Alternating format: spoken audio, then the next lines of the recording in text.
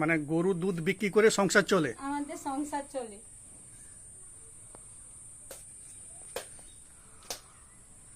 গরুর দুধ বিক্রি করে সংসার চলে? আমাদের সংসার গরুর দুধ বিক্রি করে সংসার চলে, তাও বন্ধ করে দিয়েছে। গ্রামবাসী বলে দিয়েছে, গ্রামকে বলে দিয়েছে যে গরুর দুধ ওদের বাড়িতে যে নেবে তাদের 50,000 টাকা জরিমানা হবে।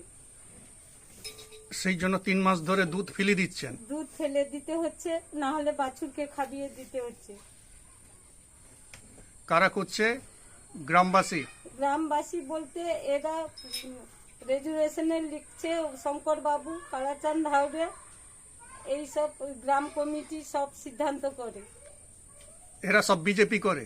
এরা সব বিজেপি করে।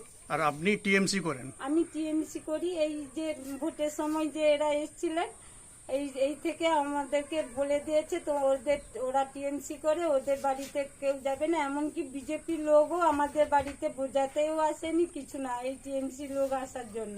দুধ কাউকে নিতে দিচ্ছে না? কাউকে নিতে দিচ্ছে না। জলের লাইনও কেটে দিচ্ছে, দেবে বলছে। আমি জল আনতে গিয়েছিলাম ওই সাবমার্সিবলে, বললো যে না, ওই এখানে জল দেওয়া হবে না তোদের বাড়িতে। এইভাবে আমাকে হচ্ছে হ্যাকেল করছে।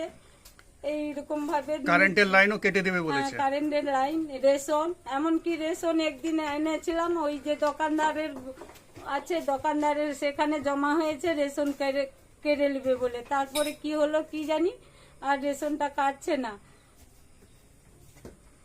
কে বলেছে এটা? নাম বলুন। আপনাকে কে হুমকি দিয়েছে, নামটা বলুন। এইটা হচ্ছে রঞ্জিত শাসমল, নীরা বেড়া, আর এরা আর হচ্ছে রাজু জানা, মেন শঙ্কর বাবু। এইটাই সব ডিসিশনে, সব রেজুলেশনের খাতায় ওনাটা সব কিছু লিখে, ওনার লিখে সমস্ত গ্রামবাসীকে এইভাবে পরিচালনা করে।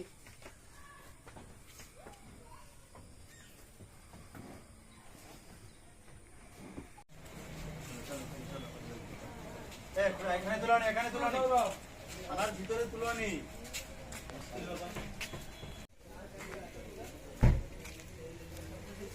অ্যারেস্ট করলো কেন আপনাকে? অ্যারেস্ট করলো কেন? আমি তো গ্রাম কমিটির মেম্বার।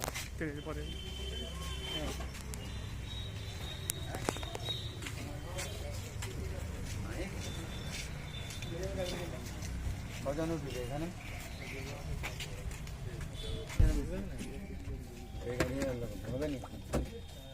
পিছনে খুলো, এদিকে এদিকে একজন আছে, চলে আসুন, আপনি নেমে আসুন।